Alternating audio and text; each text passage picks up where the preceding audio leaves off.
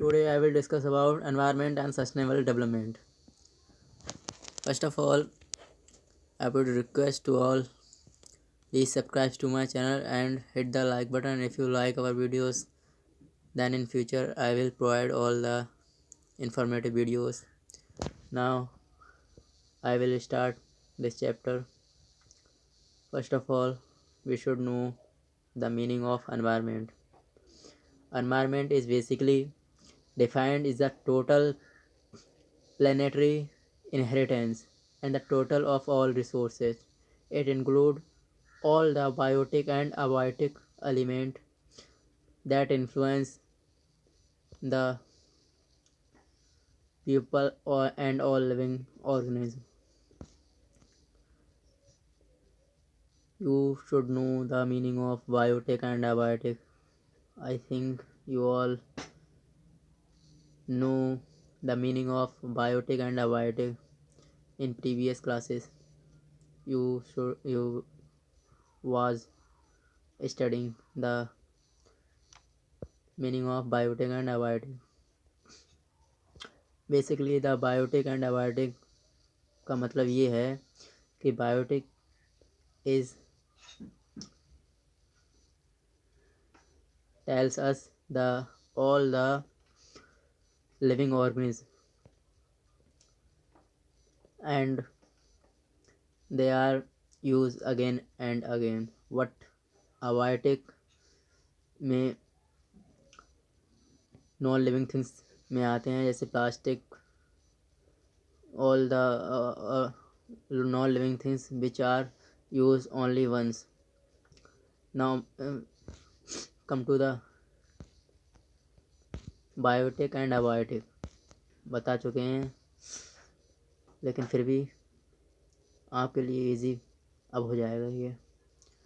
Biotic element all living element the birds animal and plants, forests, fisheries, etc. They all are known as biotic element. Abiotic element non-living element like air, water, land, rocks, and sunlight, etc. They all are abiotic element. Now renewable resources. renewable resources क्या होते हैं? These are those which can be used without the possibility of the resources becoming depleted or exhausted. ये कभी भी ख़त्म नहीं होते हैं.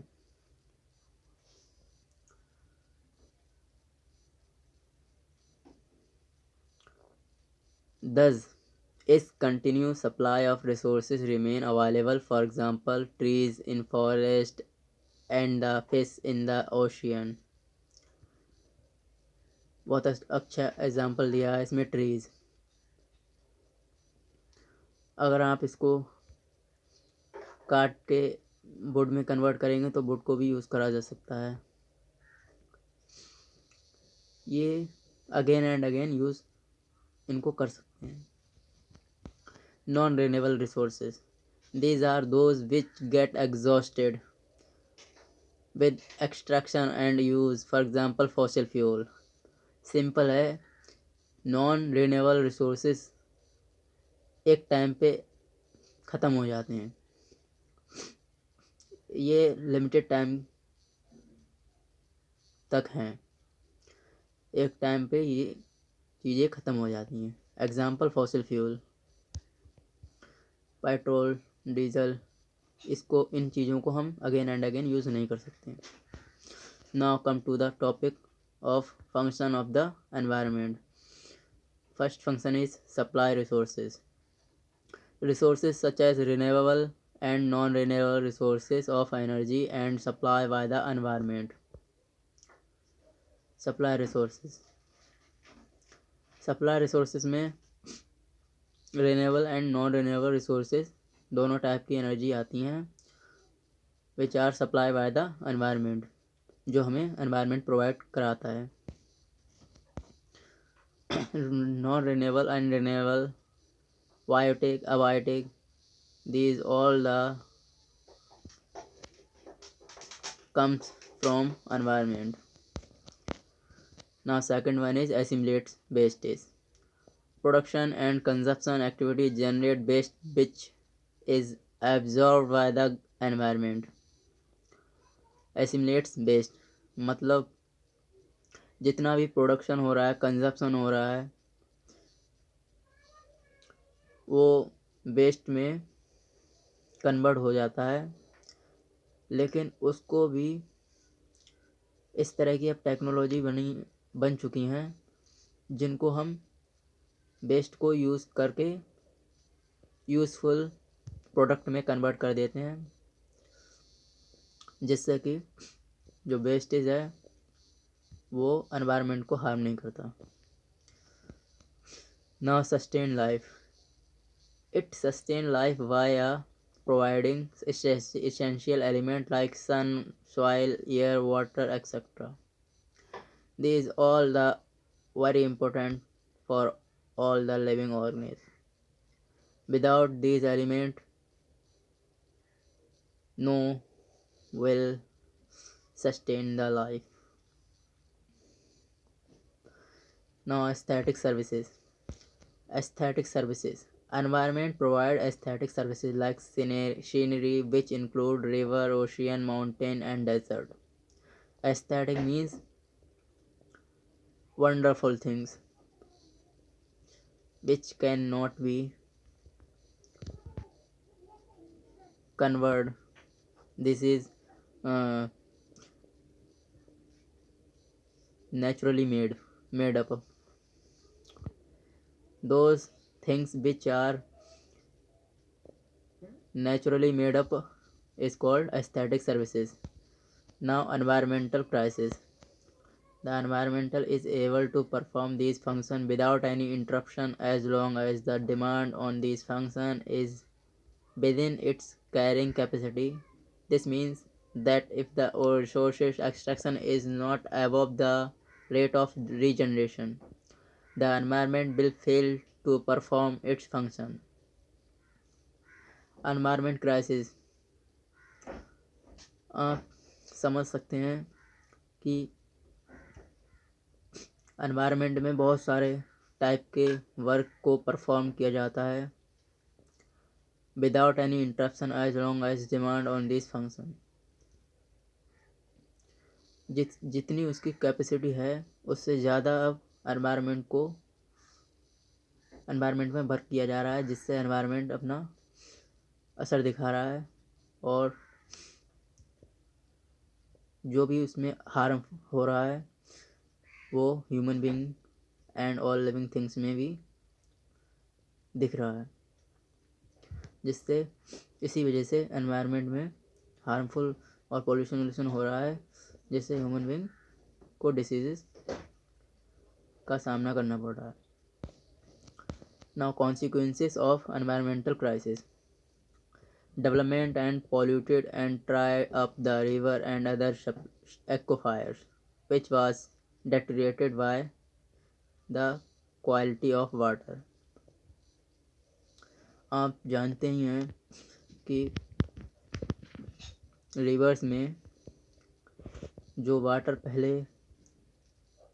देखा जाता था वो बहुत क्लीन होता था, लेकिन अब के टाइम में बहुत पॉल्यूटेड हो चुका है। All the rivers are very polluted nowadays, लेकिन सम रिवर्स हैं जो अभी भी क्लीन हैं। अब तो पेस्टिसाइड्स हैं, उसकी वजह से क्लीन करके वाटर यूज़ करा जा रहा है। Now come to the second point, the intensive and extensive extraction of both renewable and non-renewable resources has exhausted some vital resources, compelling to spend huge amount of money and technology and research to explore new resources. Intensive मतलब machinery type के चीज़ों को use करा जा रहा है और इनमें renewable and non renewable resources को दोनों टाइप को मशीन की मदद से हम रिसोर्सेज को यूटिलाइज कर पा रहे हैं, जिसमें बहुत ह्यूज अमाउंट भी लगता है मशीन मेड प्रोडक्ट अगर यूज़ करते हैं तो।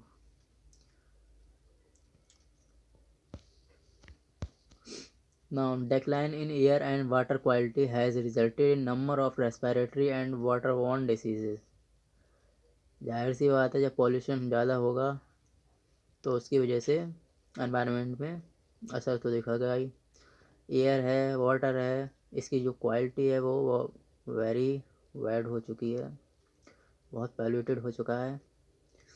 एयर पॉल्यूटेड है जिस वजह से रेस्पिरेटरी प्रॉब्लम होती है, और वाटर की क्वालिटी बहुत बेकार हो चुकी है जिसकी वजह से डिसीजेस ह्यूमन में पैदा हो रही हैं।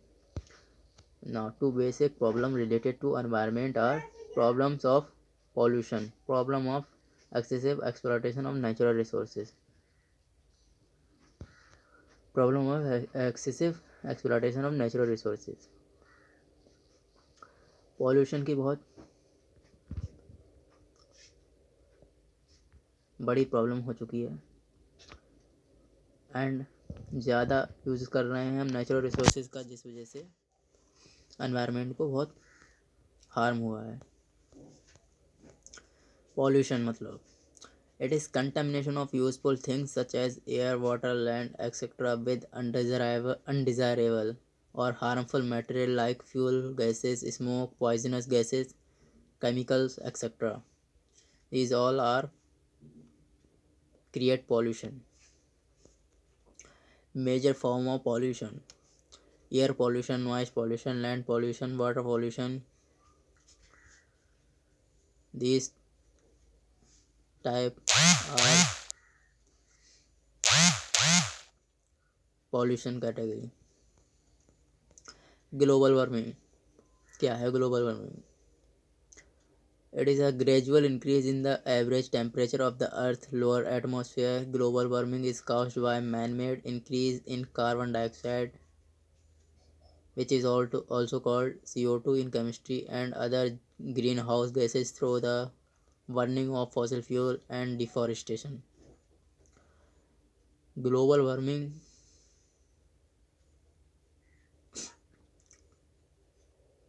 इन पास्ट डेज अगर हम देखें तो बहुत इंक्रीज़ हुआ है, और जिसकी कारण मैन मेड जो ह्यूमन बींग्स हैं उनको बहुत हार्म हुआ है। कार्बन डाइऑक्साइड का सामना ज़्यादा करना पड़ा है, and other green house gases हैं वो भी उनसे भी प्रॉब्लम का सामना करना पड़ा है। डिफॉरेस्टेशन ज़्यादा हो गया है, इस वजह से भी ऑक्सीजन की कमी हो गई है, जिस वजह से पीपल को रेस्पिरेटरी प्रॉब्लम हो रही है। Long term result of global warming: first है melting of polar ice with a resulting rise in sea level and coastal flooding. Melting of polar ice with resulting rise in sea level and coastal flooding मतलब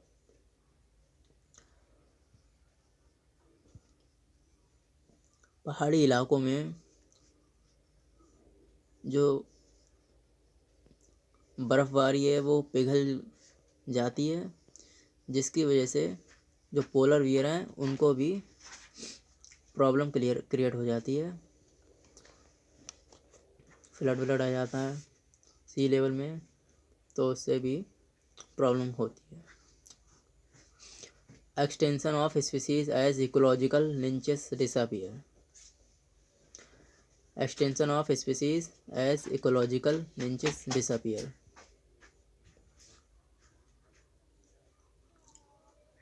ecological system में भी disbalance हो जाता है, जिस वजह से स्पीसीज हैं वो भी डिक्रीज़ हो रहे हैं, उनको भी बहुत सारी प्रॉब्लम का सामना करना पड़ रहा है। मोर फ्रिक्वेंट ट्रॉपिकल स्टॉर्म. जो ट्रॉपिकल स्टॉर्म तूफ़ान बारिश सुनामी ये सब चीज़ें आती हैं, इनका भी इंक्रीजमेंट होता है ग्लोबल वार्मिंग जब होता है तब। An increase incidence an increase incidence of tropical disease होती हैं तो उनमें भी जब ग्लोबल वार्मिंग इंक्रीज हो जाता है तो इस इंसिडेंस की वजह से ट्रॉपिकल डिसीज़ क्रिएट हो जाती हैं। राइज ऑफ एटमॉस्फेरिक टेम्परेचर है वो भी राइज हो जाता है। Ozone depletion, it refer to reduction in the amount of ozone in the atmosphere. The problem of ozone depletion is caused by high level of CFC मतलब chlorofluorocarbon used as cooling substance in air conditioner and refrigerator or as aerosol propellant and bromofluorocarbon used in fire extinguisher. Ozone depletion का मतलब simple ये है, इसमें ozone का amount reduction हो जाता है। एक अपने एटमॉस्फेयर में लेयर बनी हुई हैं जो प्रोटेक्ट करती हैं हार्मफुल गैसेस और हार्मफुल लाइट से ह्यूमन बीइंग को। The problem of ozone depletion, इसका मेन काउज ये है कि ये जो CFC क्लोरोफ्लोरोकार्बन है ये बढ़ जाता है। और ये बढ़ता कैसे है? कूलिंग सब्सटेंस जैसे फ्रिज है इसमें यूज़ करते हैं तो ज़्यादा यूज़ होने लगा है इसका, जिस वजह से CFC इंक्रीज हो गया है और जिस वजह से ओजोन डिप्लेशन ज़्यादा हुआ है। Now as a result of depletion of ozone layer more ultraviolet radiation comes to earth. जब इसका ज़्यादा यूज़ होगा तो इसकी वजह से अल्ट्रावायलेट रेज ज़्यादा क्रिएट होंगे और जिस वजह से अर्थ को हार्म होगा और बहुत सारे लिविंग ऑर्गेनिज्म वो डैमेज हो जाएंगे। The threat to India's environment poses a dichotomy, threat of poverty induced environmental degradation and at the same time the threat of pollution from affluence and rapidly growth industrial sector. India के लिए ये सब चीज़ें एक threat की तरह हैं और पॉवर्टी भी इंक्रीज इसी वजह से होती है और एनवायरनमेंट डिग्रेडेशन, एनवायरनमेंट को हार्म होता है जिस वजह से एनवायरनमेंट डिग्रेड हो जाता है और सेम टाइम पे पॉल्यूशन भी बहुत सारा क्रिएट हो जाता है और इंडस्ट्रियल सेक्टर का इसमें बहुत बड़ा रोल है पॉल्यूशन क्रिएट करने में। Air pollution, water contamination, soil erosion, deforestation and wild extinction is some of the most pressing environmental concern of India. These all are create pollution. The priority issue identified in India are land degradation, ये भी एक बहुत बड़ा cows है। Biodiversity loss, biodiversity का भी बहुत loss हो जाता है। Air pollution with special reference to vehicle pollution in urban cities, air pollution create हो जाता है। Before I explain air pollution.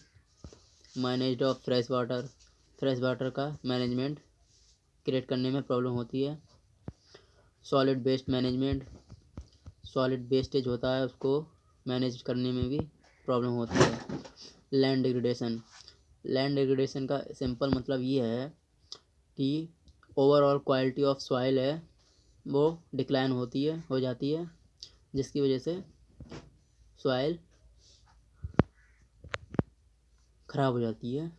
Water और वेजिटेबल की कंडीशन भी कॉमनली ह्यूमन एक्टिविटीज़ जो एक्टिविटीज़ करते हैं इनकी वजह से ये अच्छी नहीं हो पाती हैं। वेजिटेबल्स की कंडीशन इतनी बढ़िया नहीं रहती है।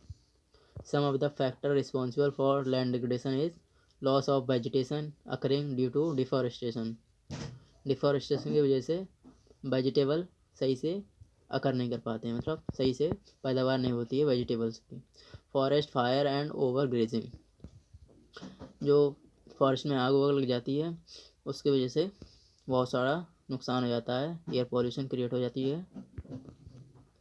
इम्प्रोवर क्रॉप रोटेशन, क्रॉप को अच्छे से मतलब शेड्यूल वाइज उगाते नहीं हैं, जिस वजह से इम्प्रॉपर क्रॉप रोटेशन हो जाता है, जिस वजह से लैंड डिग्रेडेशन भी होती है और soil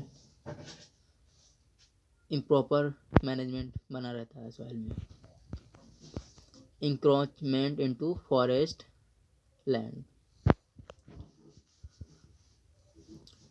encroachment into forest land, forest की जो लैंड है वो हम यूज़ कर लेते हैं as a farming. Shifting cultivation, cultivation में शिफ्ट कर लेते हैं उसको। Indiscriminate use of agrochemical such as fertiliser and pesticide, fertiliser और पेस्टिसाइड्स को हम सही से यूज़ नहीं करते, जिस वजह से हमारी फसल है वो सही से हमें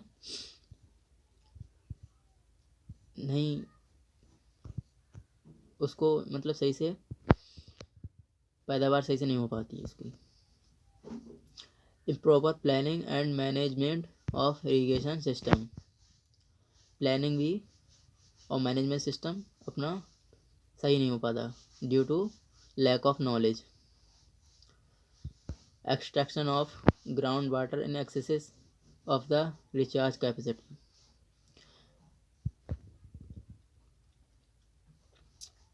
ज़्यादा पानी हम एक ही जगह से ज़्यादा अंडरग्राउंड से निकालते हैं, जिस वजह से रिचार्ज कैपेसिटी उसकी कम हो जाती है और वाटर भी हमें नहीं मिल पाता सही से।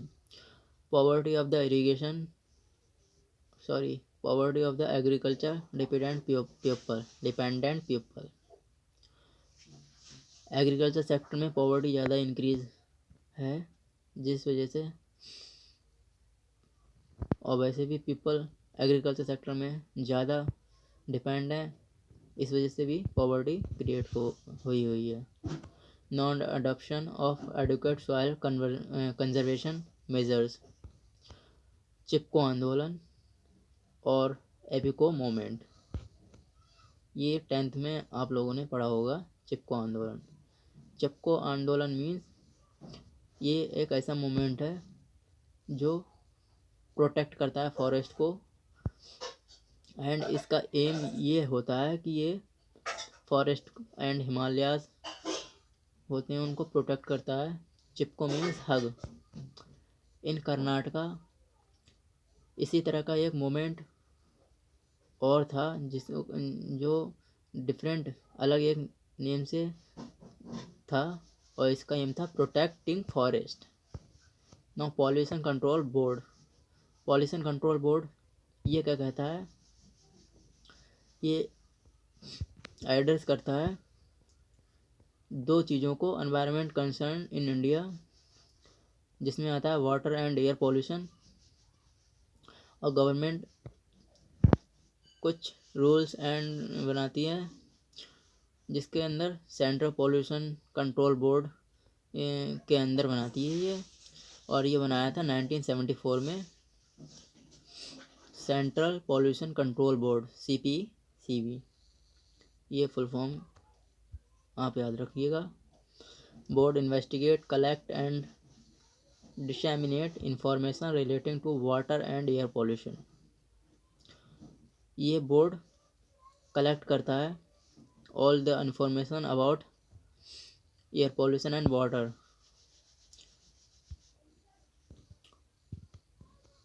Now function of the central board of national level, advise the central government on any matter concerning prevention and control of air, water pollution and improvement of the quality of air, ये advice कराता है central government को कि how to control the water and air pollution and improvement of quality of air. और इसका काम ये भी होता है कि ये प्लान करता है कि how to protect nation wide programme for the prevention and control abatement of water and air pollution. इसका बेसिकली दो ही काम होते हैं कि कंट्रोल करता है air pollution and water pollution को।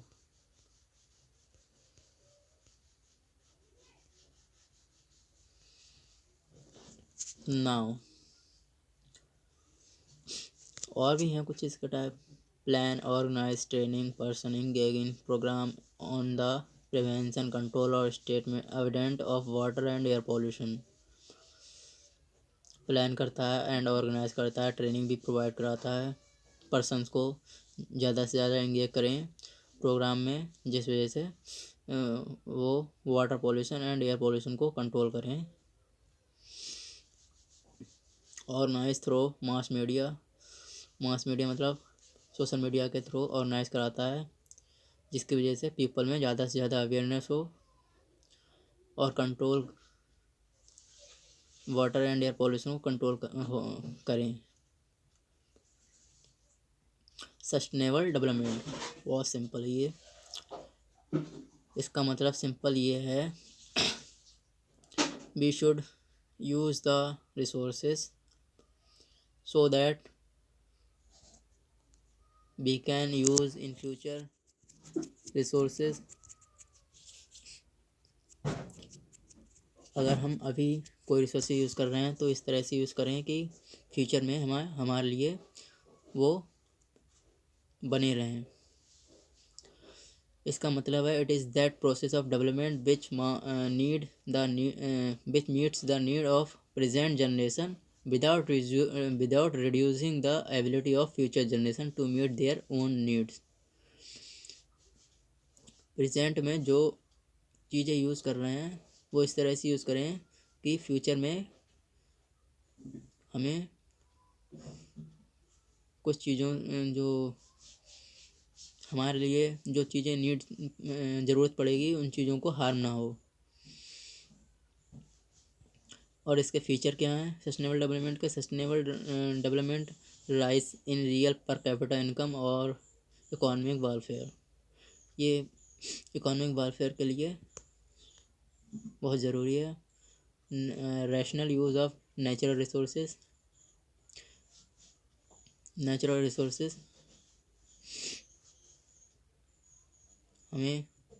हम यूज़ करते हैं इनमें। All the natural resource comes into sustainable development. No reduction in the ability of the future generation to meet their own risk. इसका यही पर्पस रहता है कि रिडक्शन नहीं हो, फ्यूचर जनरेशन की कैपेसिटी बरकरार रहे। चेक ऑन पॉल्यूशन हमें चेक करता रहना चाहिए, जिससे कि हमें फ्यूचर में प्रॉब्लम क्रिएट ना हो। To achieve sustainable development the following need to be done. अगर सस्टेनेबल डेवलपमेंट हमें अचीव करना है तो हमें इन कुछ पॉइंट को ध्यान में रखना ज़रूरी है। लिमिटेड द ह्यूमन पॉपुलेशन को कंट्रोल में रखना बहुत ज़रूरी है। Renewable resources should be extracted on the sustainable basis, that is the rate of extraction should not exceed rate of regeneration. Renewable resources हमें एक्सट्रैक्ट इस तरह से करना चाहिए कि सस्टेनेबल डेवलपमेंट बना रहे, so that the rate of extraction should not exceed rate of regeneration. दोबारा से जो रीजनरेशन अगर जब आए तो हमें प्रॉब्लम क्रिएट ना हो। Technological progress should be input efficient and not input consuming. Technological progress should be input efficient, इस तरह से वर्क एफिशिएंट मैनर में हमें वर्क करना चाहिए, ना कि इस तरह से कि ज़्यादा से ज़्यादा कंज्यूम करते रहें जिससे हमारे लिए फ्यूचर में प्रॉब्लम क्रिएट हो। इस तरह से हमें वर्क नहीं करना चाहिए। एग्जाम्पल है, non renewable resources rate of depletion should not exceed the rate of creation of renewable resubstitution. Inefficiency arising from pollution should be corrected. जो इनएफिशिएंट जो भी वर्क होता है अराइज हो जाता है उसको हमें करेक्ट करना चाहिए। Now strategy of sustainable development, use of non conventional source of energy. Non conventional source of energy का यूज़ करना चाहिए। Use of clear fuel like LPG garbages in rural area and CNG in urban area. And also we should use solar energy and wind power.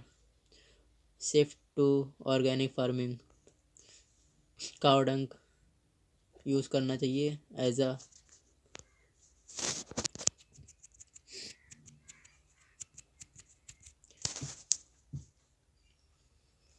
ना कि हमें pesticide और insecticide use नहीं करना चाहिए क्योंकि ये सॉइल को हार्म करते हैं। Public means of transport, public means transport को भी हमें सही से यूज़ करना चाहिए। These all the concept are covered in this chapter.